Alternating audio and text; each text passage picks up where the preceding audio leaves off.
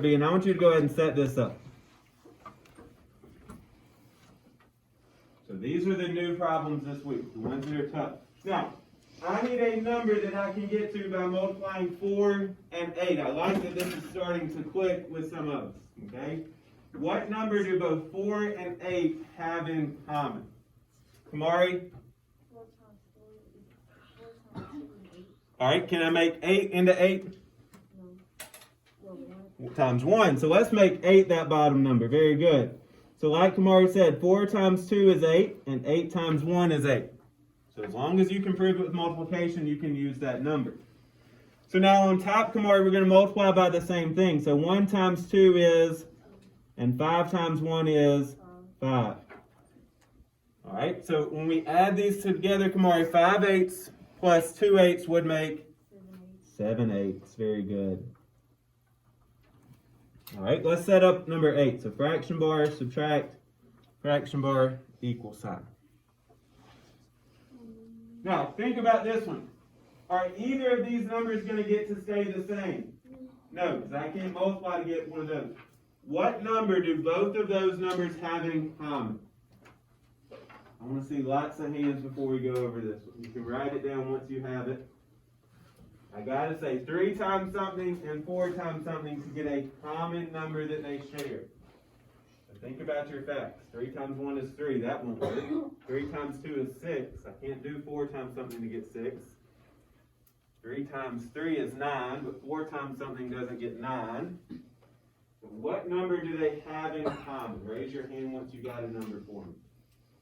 Carson, what are you thinking? 12. Let's test Carson's idea. So let's go ahead and put 12 down here at the bottom. Now, Carson, what times 4 is 12? 3. So on top, Carson, 3 times 3 is 9. On the other side, Carson, 3 times what?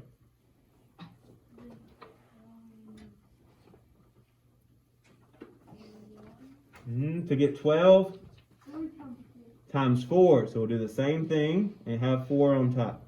So now we've got that common denominator, so Marlene, we can subtract. So 9 twelfths minus 4 twelfths would be 5 twelfths. Very good. So we're going to practice a lot on those later on, okay? But remember, you got to have a common denominator to add or subtract.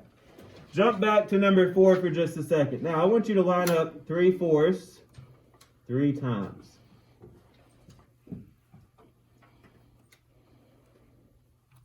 Now remember, we're looking for equivalent fractions to 3/4.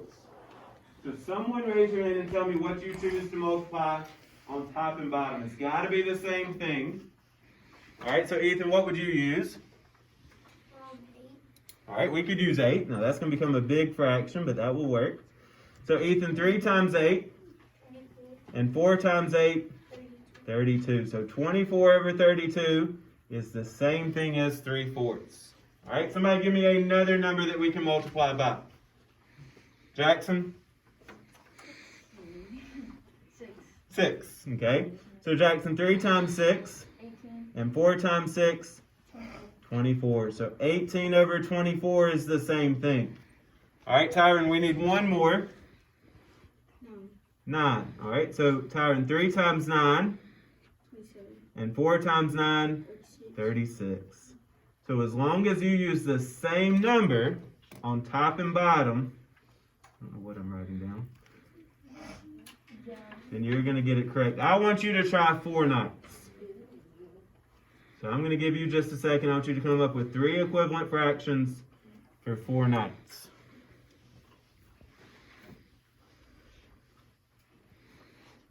This should be about the easiest thing that you can do, because you get to choose the number, multiply the same thing on top and bottom, and write down your new fraction.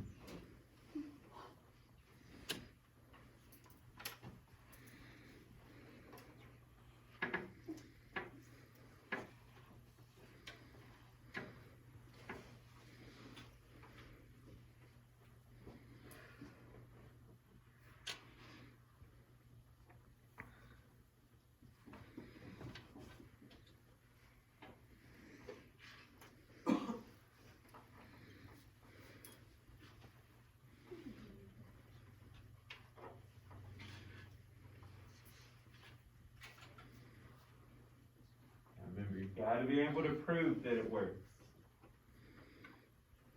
You can do times 2 on top and bottom and write down your new fraction. As easy or as difficult as you choose. Alright, so Jacory, give me a fraction that's equivalent to 4/9.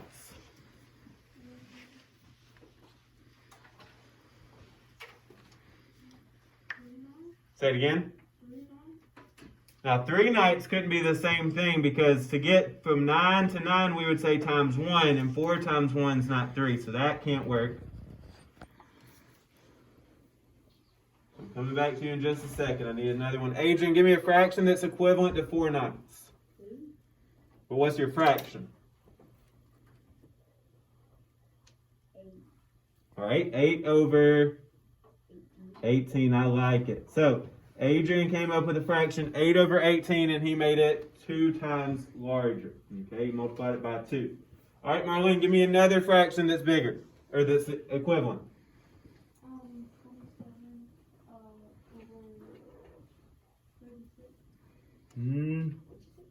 Can't do 27 over 36, because I can't make 4 times something equal 27. Janaya? I like it. 20 over 45. Janaya, what did you multiply those by? Times 5. So each one she multiplied by 5, and she got the equivalent fraction 20 over 45. All right, so Jacory, tell me, which fraction did you come up with? Say it again.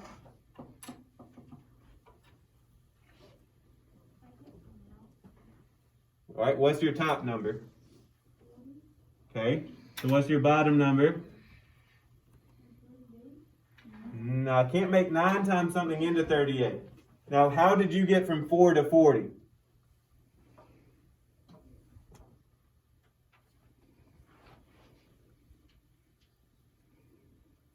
Come on, guys, this is not, you're multiplying the same thing on top and bottom. You're literally choosing any number you can think of, doing the top number times that, the bottom number times that. So, Jacory, give me a fraction that's equal to 4/9.